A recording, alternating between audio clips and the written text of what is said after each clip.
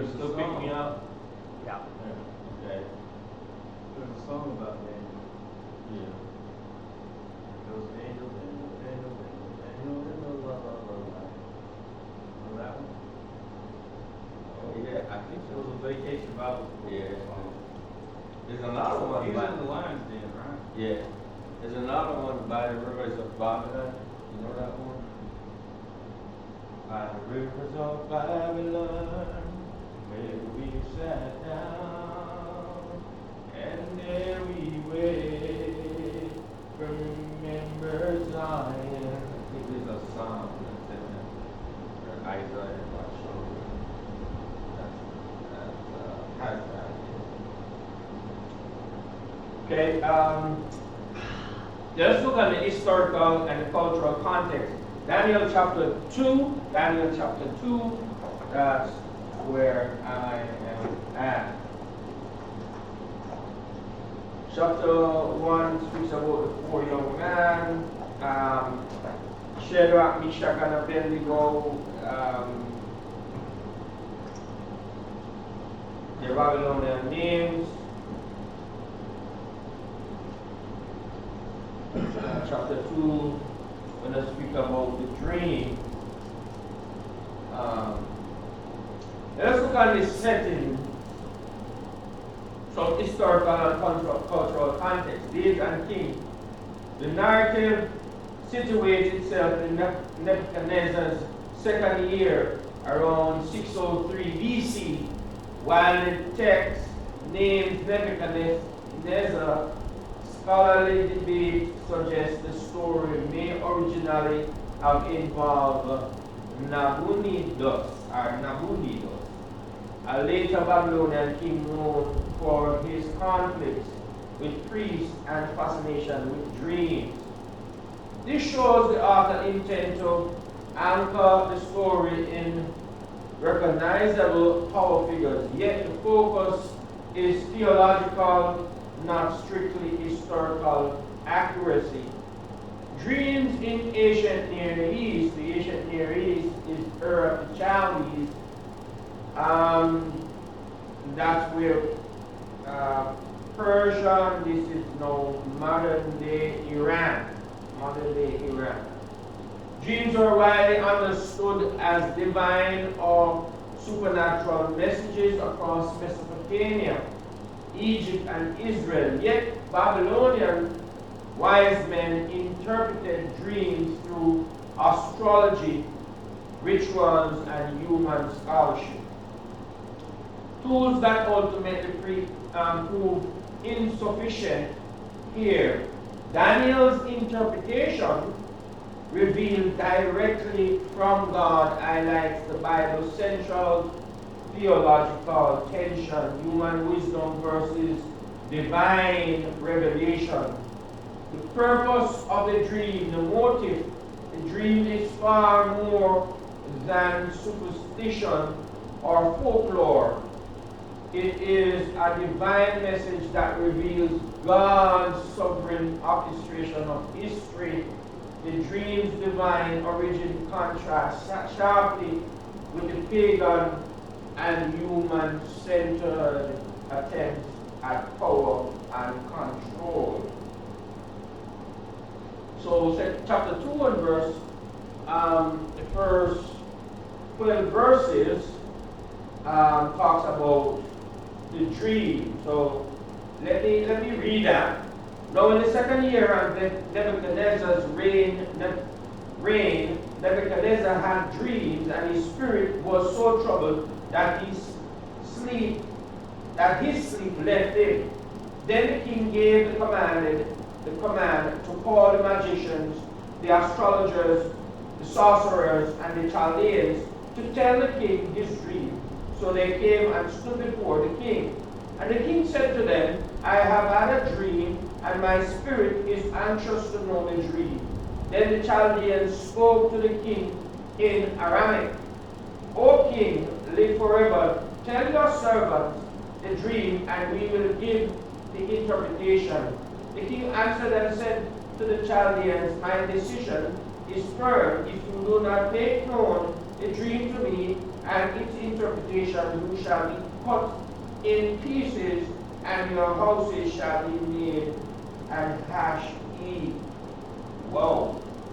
Can you imagine being an interpreter and trying to work for the king? This don't seem profitable at all. This is great depression, stress. Huh? However, if you tell the dream and its interpretation, you shall receive receive from me gifts, rewards, and great honor. Therefore, tell me the dream and its interpretation. And then answered again and said, let the king tell his servants the dream, and we will give its interpretation. And the king answered and said, I know for certain that you would gain time, because you see that my decision is firm. If you do not make known the dream to me, there is only one decree for you, for you have agreed to speak lying and corrupt words before me till the time has changed. Therefore, tell me the dream, and I shall know that you can give me its interpretation. The Chaldeans answered the king and said, there is not a man on earth who can tell the king's matter. Therefore, no king, lord, or ruler has ever asked such things of any magician, astrologers, or Chaldeans. So what was the king requesting here? What was happening here? Yeah, the king is saying, I have had a dream, but you need to tell me what kind of a dream I had. And the astrologers and magicians are saying, there's nobody on this earth. This has never happened. In other words, the king wants them to telepathically, and you know that word sounds big, but he wants them to read his mind or know what is happening in his mind before he's spewing any information. And they're like, what? Are you crazy? We have nothing to work with. How can we tell such dreams? It is a difficult thing, verse 11, that the king requests, and there is no other who can tell it to the king except the gods whose dwelling is not with flesh. For this reason the king was angry and very furious, and gave the command to destroy all the wise men of Babylon. Well, he's saying they're fake. You know? So Nebuchadnezzar demands his wise men to go to recount the dream and interpret it. And their impossible test designed to expose their limits. Without divine revelation, no human can accomplish this. And the failure of the Babylonian astrologers and magicians symbolizes the futility of human knowledge without God's direct intervention. Their inability exposes the arrogance of worldly wisdom and foreshadow their downfall. And sadly, there are many people who are saying, well, in Jamaica, we have what you call sorcerers. We call them Obiaman. I don't know if you have heard that word before, but you must have heard voodoo, right? You would have heard that. And for some reason, they are able to protect you. They are able, that's what they say, they are able to protect you, able to make you wealthy, able to cast spells and put on spells, but they never knew when they are going to die. They seem to know about other people's business, but not their own. I don't know if that interests you, but it's all over the world. What does this say to us? In an age saturated with knowledge, data, and information, this story challenges us. How often do we rely on human understanding over seeking God's wisdom? God's wisdom. And it happened to the best of us, even us as Christians. When we are in a transition, I am at a crossroad right now and asking God, praying to God sometimes. I feel numb, but at the same time, I have to trust in God's mercies and His divine wisdom moving forward. Why does God allow this impossible demand? Perhaps to reveal that true knowledge, especially about the future and divine plans, is beyond human reach. Only God reveals mystery. So why do you think God revealed this dream to Nebuchadnezzar and then showed up? And God used the king to show up or to dispel the abilities of these astrologers and sorcerers. What do you think about it?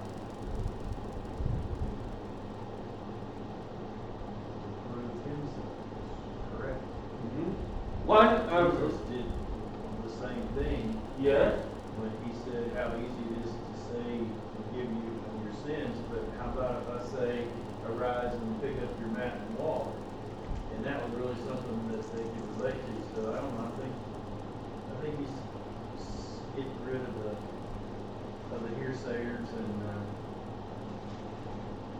There's showing one. what he's capable of. Yeah. Anybody else? But there's one verse in Brother Tom, could you read chapter 4 and verse 17? I want everybody to know this. Everybody to know this. Yes. Go ahead. This decision is by the decree of the watchers. Mm-hmm. We know what the watchers are. Yeah. And the sentence by the word of the holy ones, Mm-hmm. in order that the living may know Mm-hmm. that the Most High rules in the kingdom of men, gives it to whomever He will, and sets over it the lowest of men. Okay. So God rules over the kingdom of who? Of men. Now, some people might say, then if God rules over it, every kingdom, North Korea, South Korea, America, Jamaica, every kingdom. And some might say, well, then if God rules over the kingdom of men, why doesn't He do this and why, we're going to go into the justice of God again. But understand, let us water it down. I have to understand, you, Bobby, every one of us, that God rules in your little kingdom. Yes. So God told us to not worry or not be concerned about things that can destroy the flesh, but to worry about things that can not only destroy the flesh but also the soul. Mm-hmm. So when you think about what can happen on earth to good people, such as violent acts of violence against a Christian, that is strictly physical.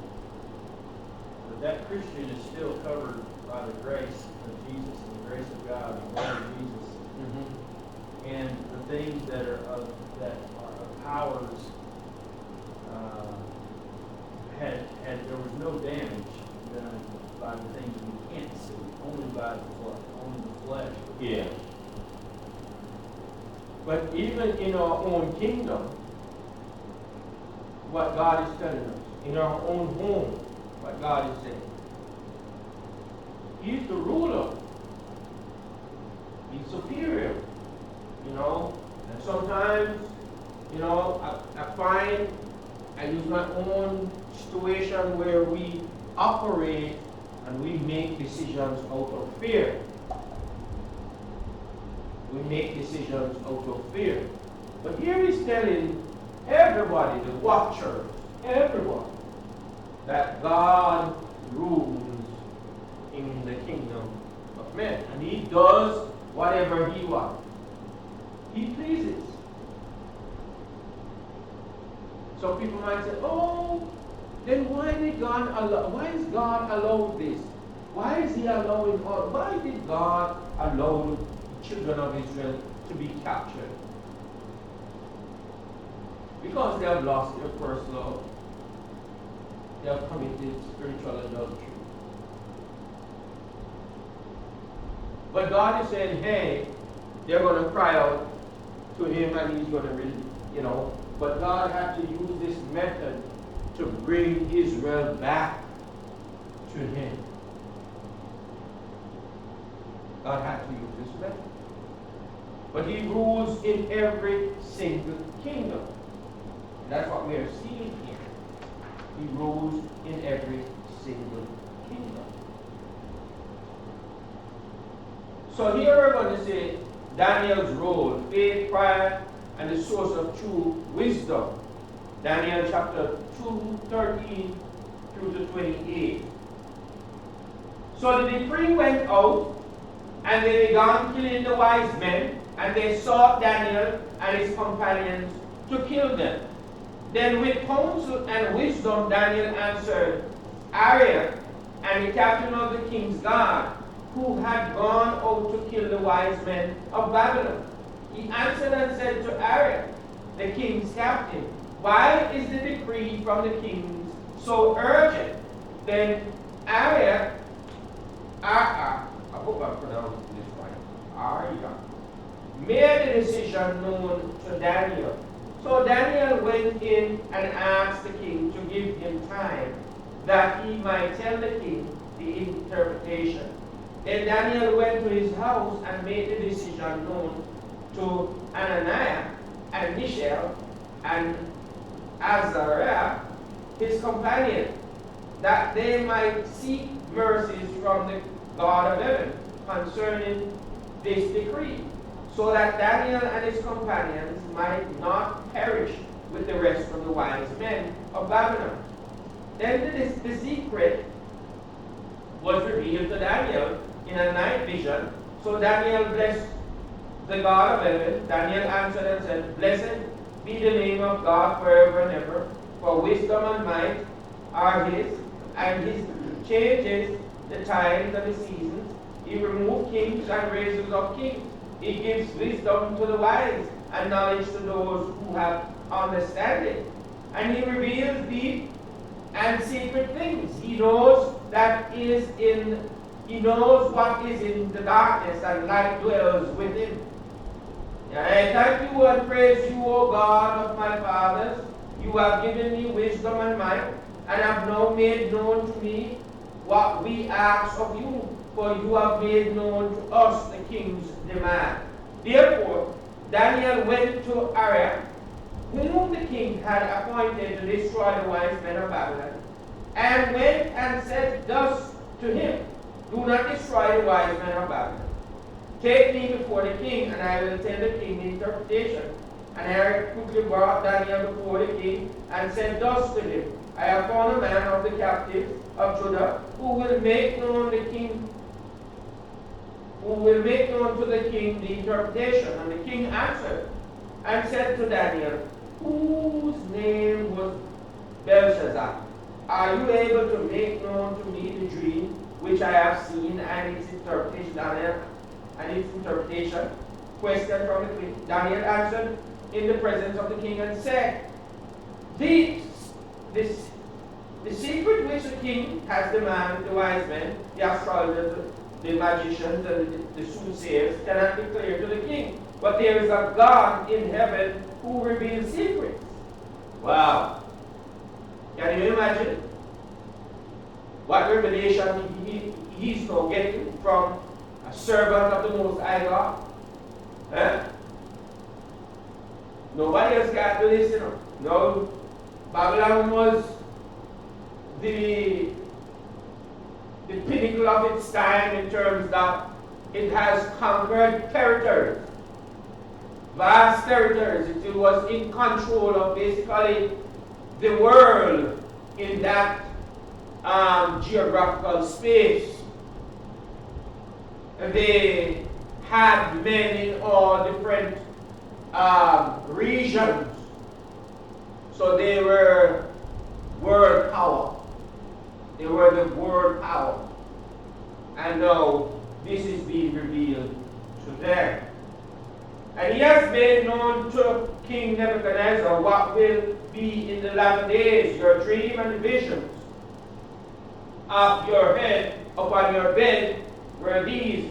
As for you, O king, thoughts came to your mind while on your bed about what would come to pass. And after this, and he who reveals secrets has made known to you what will be. But as for me, this secret has not been revealed to me, because I have more wisdom than anyone living. But for all sakes, who made known interpretation to the king, and that you may know the thoughts of your heart. You, O king, were watching, and behold, a great image, this great image, whose splendor was excellent, stood before you, and its form was awesome. This image head was of fine gold, its chest and arms of silver, its belly and thighs of bronze, its leg of iron, its feet partly of iron and partly of clay. You watched while a stone was cut out without hands, which struck the image on its feet of the iron and clay, and broke them in pieces. Then the iron, the clay, the bronze, the silver, and the gold were crushed together and became like chaff from the summer threshing floor. The wind carried them away so that no trace of them was found. And the stone that struck the image became a great mountain and filled the whole earth. This is the dream. Now we tell the interpretation of it before the king. There's a lot happening in this text. A lot. Alright, who is the chief cornerstone? Jesus Christ. Modern day Babylon is what? Iraq. Iraq, Persia is Iraq. Okay? Iraq. Okay? And here he's saying they are not going to be any superpower anymore. They are trying to raise up, but I can tell you, Iran will not be a superpower anymore. This Bible tells you that. Iraq will not be a superpower anymore. Rome will not be a superpower anymore, because this has been told in the text.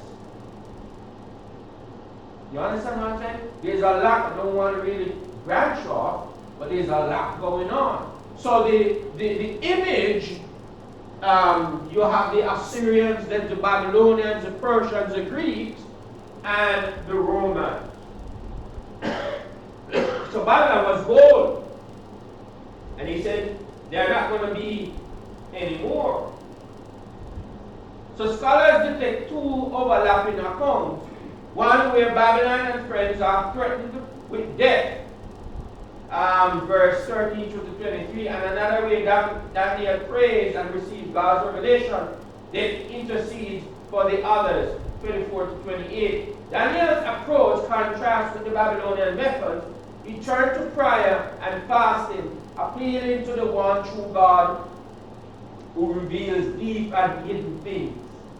And this is one of the things we lack as Christians, that when we are going through emotional, spiritual, and mental things that are happening and we can't see the future, we refuse to pray.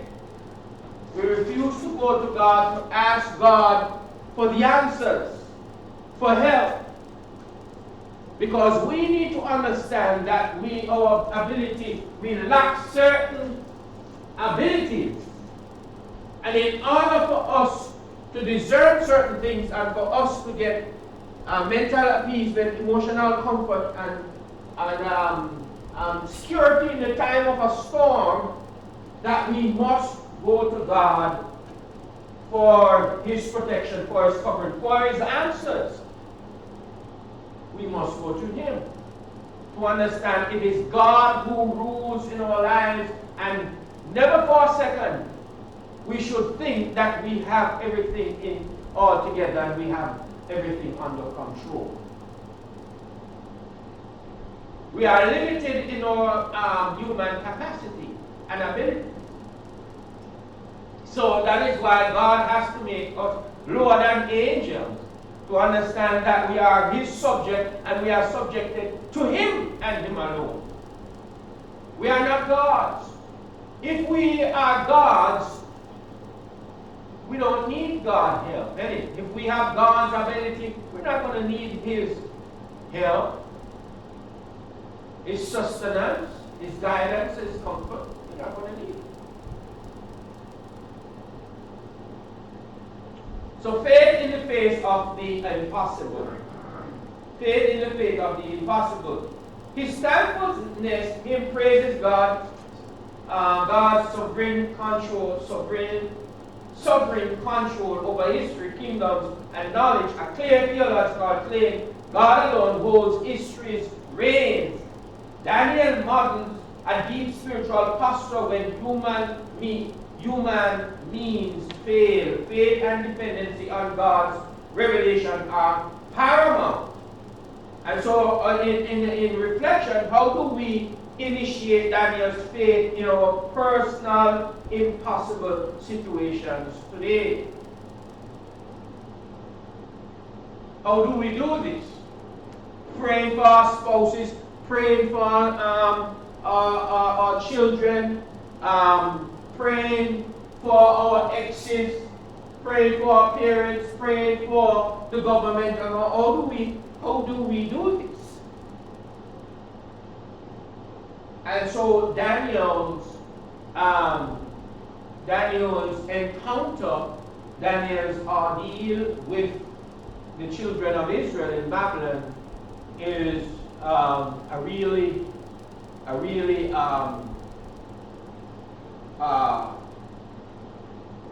prehistoric theological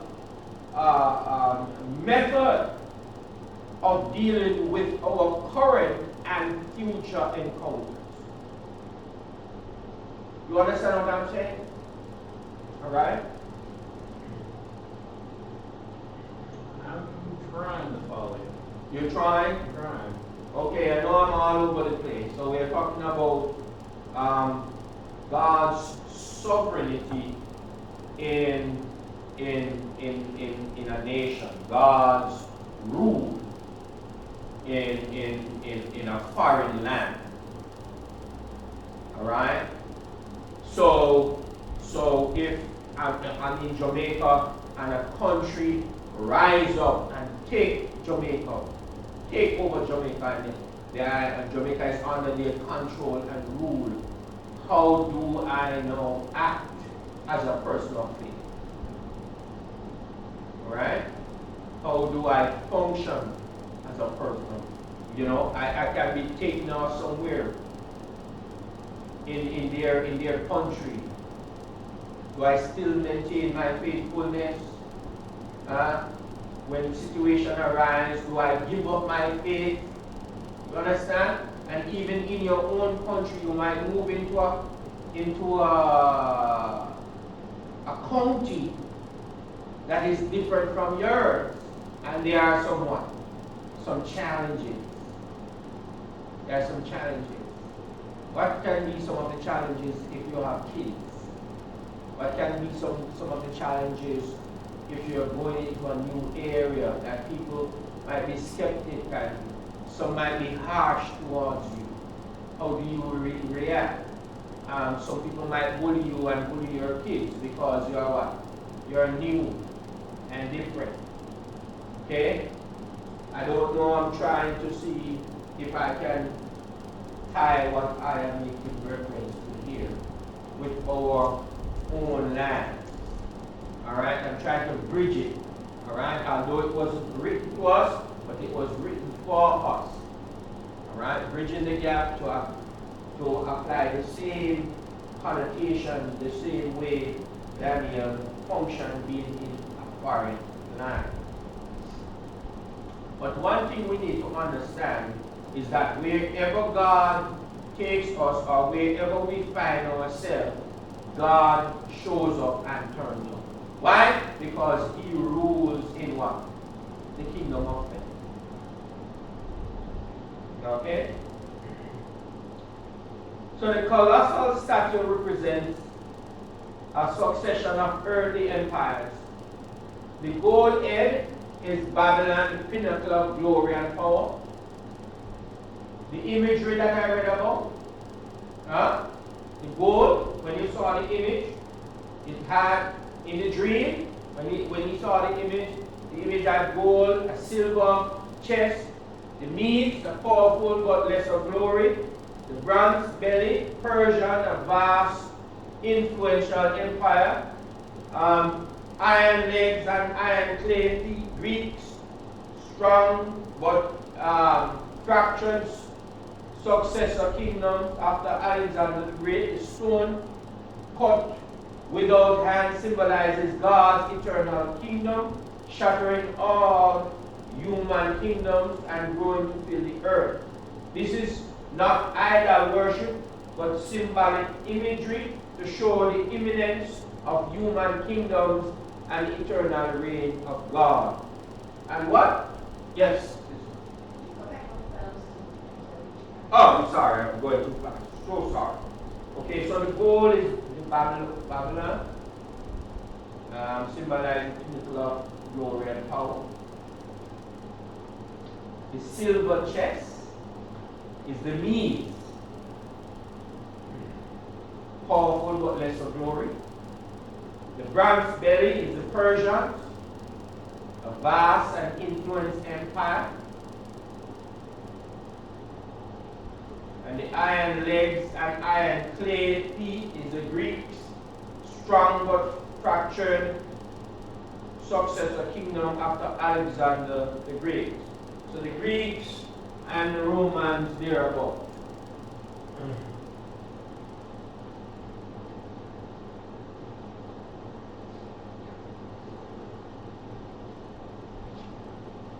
And remember, God's kingdom is not of this world. Where do you find that? John chapter 18, verse 34. Oh, I'm trying to put this lesson, I thought about it, but it is so rich historically. It is in the book of Daniel. A lot of scholars and a lot of churches have tried to interpret the end of times, or when Christ is going to what? Return. When God said, nobody knows that he's going to what? 18, 34. That's when he was On the cross? tried. 34 Yeah. to 36. Are you speaking for yourself about this, or did others tell you concerning me? Pilate answered, I am a Jew. Am I a Jew? Your own nation and the chief priest have delivered you to me. Yeah. What have you done? Jesus answered, my kingdom is not of this world. My kingdom is not of this world. Read. If it was of this world, my servants would fight so that I should not be delivered to the Jews. But now my kingdom is not from here. It's not from here. And if you read chapter 6 of John, you will see where the Hebrews, they sat down in 50s and 100s. Huh? You know why? That was a military formation. So they thought that Christ was going to come and what? And fought like Daniel. And take back the territory and have a physical what? Kingdom. But no. Jesus brought a more superior spiritual kingdom. And he's saying, my kingdom is not of this world. It's not a physical kingdom. So when is he talking in Daniel when this kingdom will be set up and will stand forever? Is that his spiritual kingdom? Yeah. So we're under that spiritual kingdom. Yeah, we are under that spiritual kingdom. Matter of fact, if you read Colossians chapter Colossians 1:13. Colossians chapter 1:13 says 12 and 13. He has delivered us from the power of darkness and conveyed us into the Mhm. kingdom of the Son of his love, in Right. whom we have redemption through his blood, the forgiveness of sin. There you go. So when Christ gave the prayer, thy kingdom come, thy will be done. Right. Are we under the age that the kingdom has already came? Yeah. Yeah. He said, I will give you the keys to the kingdom. So we should not necessarily pray for thy kingdom to come. No, that was he was giving an instruction to the So apostles. does that show our ignorance if we're reciting the Lord's Prayer when the kingdom has already came? Yes and no. Depends on who is saying it. Context? Yeah. You know. Because you know, there's a song that's the Lord's Prayer. Yeah. I We mean, can sing that song. if you go to places of China that are, and India that has never heard the gospel, you could, Kingdom hadn't come. yeah, yeah, you know, the knowledge of it has not reached there as yet, and so you could pray that prayer. It doesn't mean it's not in existence, but it has not gone to that what region. You understand the context of that? I like that. Yeah. That explains a little bit. in my Yeah. head. Yeah. Technically, wouldn't that be that the kingdom still hasn't come per se? Like, okay, so it exists. It yes, exists. But it's not quite Deliver. here with us. Yeah, Yes. the knowledge of it. Yes, Yeah. and so that's why we keep doing the prayer, that Yeah, kingdom yeah, come, because yeah. we're not quite there yet. Yes, yes. We're still learning, we're still Yeah, babes. yeah. So, Mhm. we're not there yet, and even when we, as far as I understand from my grandmother's point of view of things, even when we die, we're kind of not quite, we haven't reached the gates yet, he hasn't opened them up, he's waiting Yeah, for us all yeah, to yeah, gather. yeah, yeah. It's called the alien, Yes. alien world. Yeah, Yes. we are reserved.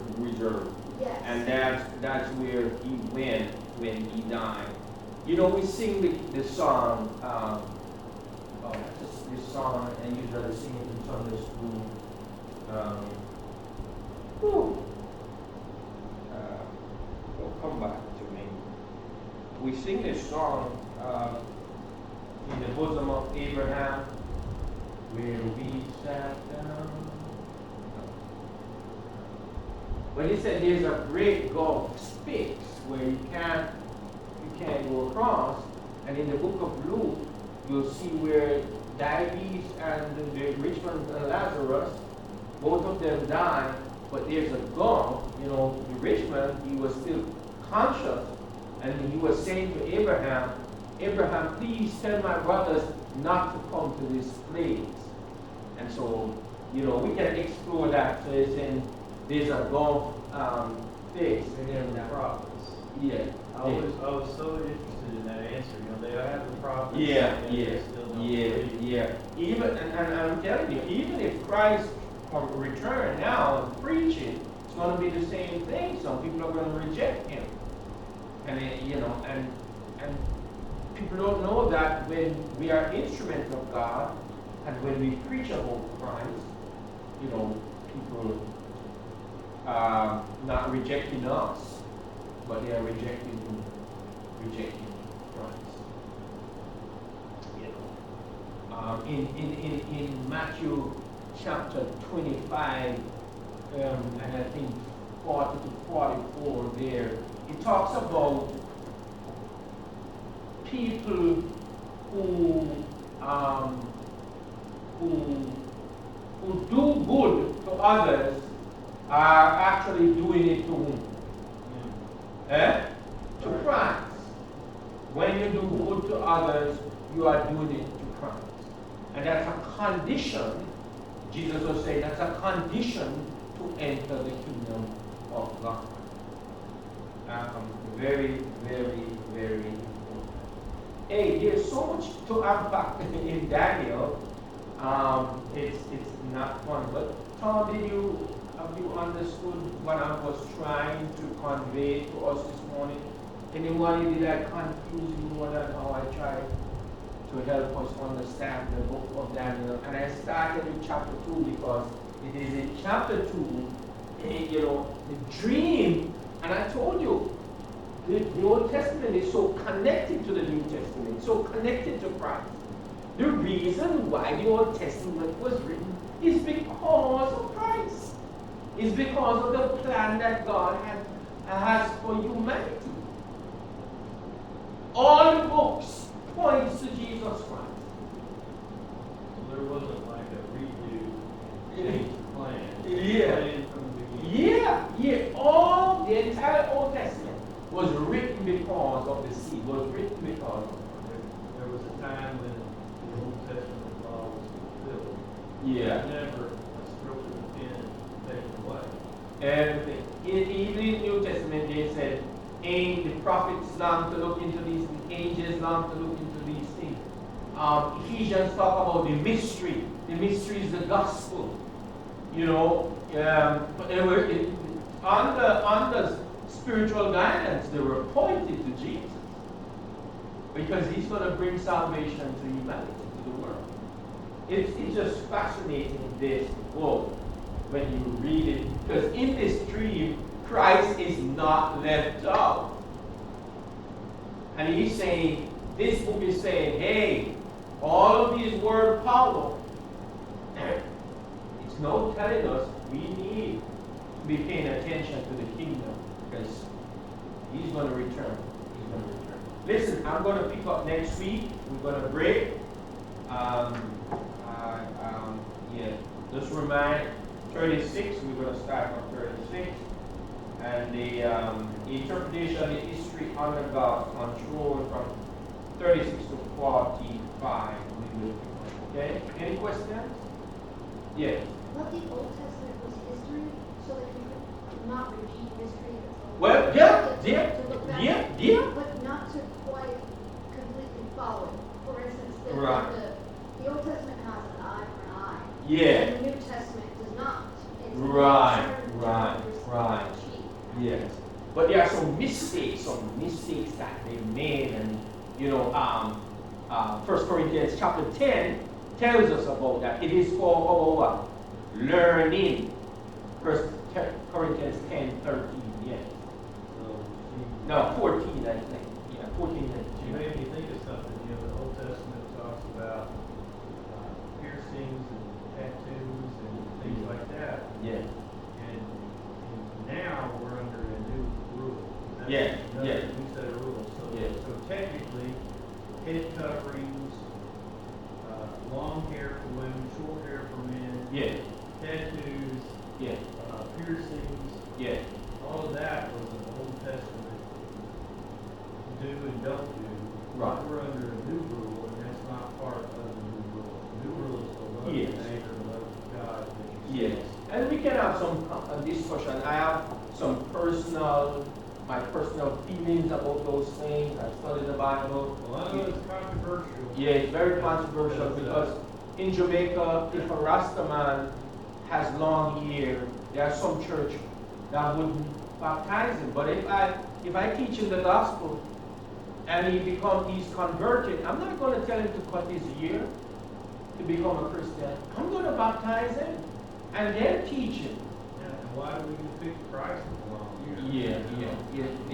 Well, it's not only that, but Christ doesn't want us to look at people's outer appearances, but the Yeah. soul within.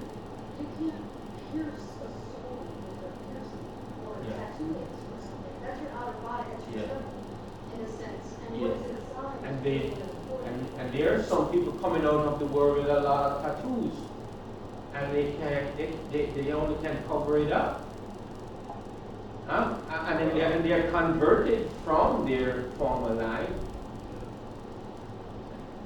They are Christian. They're a Christian. Yeah, But to get more would be a good one. Like, Yeah. like what you were saying, like if someone's converted, they're not gonna, if they believe that it's not right to damage, I've said, the temple, and they choose not to get more, we shouldn't condemn them for what they And have. What I'm saying, if he requests baptism, it is not my condemnation. Condemnation doesn't belong to me to say, hey, you got to cut your ear first. No, the Bible don't tell you that. You know, a person who is an adulterer, a person who is a fornicator, a person who is a thief. Paul was a murderer, and Jesus didn't tell him, stop murdering. He said, go to the street called Straight, and Ananias will tell you what to do. He became a Christian, and he knows that what he was doing is wrong, so he stopped killing Christians. He turned from that life. Anyway, thank you.